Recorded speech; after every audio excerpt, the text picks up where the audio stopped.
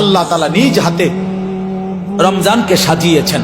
আল্লাহ বলছে রমজান আমি সাজাইলাম, এই যে প্যান্ডেল আপনারা সাজাইছেন রমজান আল্লাহ নিজে সাজাইছেন। আল্লাহ বলে বান্দা দেখো আমার সাজটা আমি সেট আপ করলাম রমজান, তুমি শুনো আমার কাছে।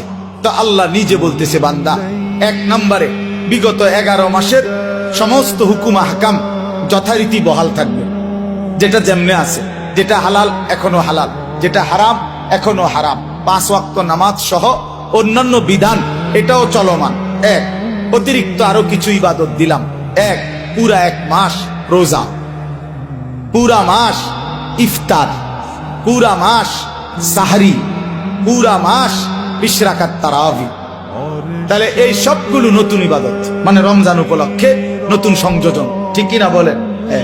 ব্যবসায়ী সিজনে অতিরিক্ত মাল উঠায়। এখন কাপড় ব্যবসায়ীরা গিয়া দেখেন 40 লাখ 50 লাখ টাকার মাল আরো অতিরিক্ত উঠাইছে, কারণ তার এখন সিজন, তার এখন কি সিজন। তো আল্লাহ তাআলা বলে বান্দা রমজান আমার অসংখ্য অগণিত বান্দাকে জাহান্নাম থেকে মাফ করার সিজন, রমজান আমার জান্নাত দেওয়ার সিজন। এই জন্য আমি আরো আলাদা ইবাদত উঠাইলাম। এক রোজা উঠাইলাম, নতুন ইবাদত। ইফতার এটাও ইবাদত, সাহারি এটাও ইবাদত, 20 রাকাত তারাবি এটাও ইবাদত।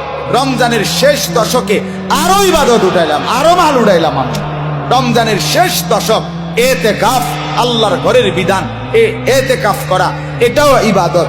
রমজানের শেষ দশকের বেজর রাত্রিতে সবে কদরের তালাশ এটাও ইবাদত। বলেন আলহামদুলিল্লাহ।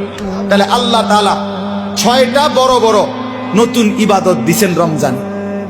1 নাম্বার রোজা, 2 ইফতার, 3 সাহরি, 4 20 রাকাত তারাবি, 5 এতেকাফ, 6 সবে কদর। কয়টা হইল? এই 6টা নতুন ইবাদত। এবার আল্লাহকে যদি বলেন আল্লাহ ইবাদত আগেরটির লগে আরো নতুন দিছেন বাড়াইয়া, নেকির কি অবস্থা, নেকি দিবেন কেমন? আল্লাহ বলতো সেটাও শোনো, আমি আল্লাহ আমার রাসূলের মাধ্যমে শুনাইছি একটা নফল ইবাদত ফরজের সমান, একটা ফরজ 70টা ফরজের সমান। এরপরে একজন রোজাদারকে ইফতার করাইবা 3টা পুরস্কার, গুনাহ মাফ, গুনাহ মাফ, জাহান্নাম থেকে মুক্তি, রোজাদারের সমপরিমাণ নেকি। নেকি বাহিরটা কেমনে সাজাইলাম?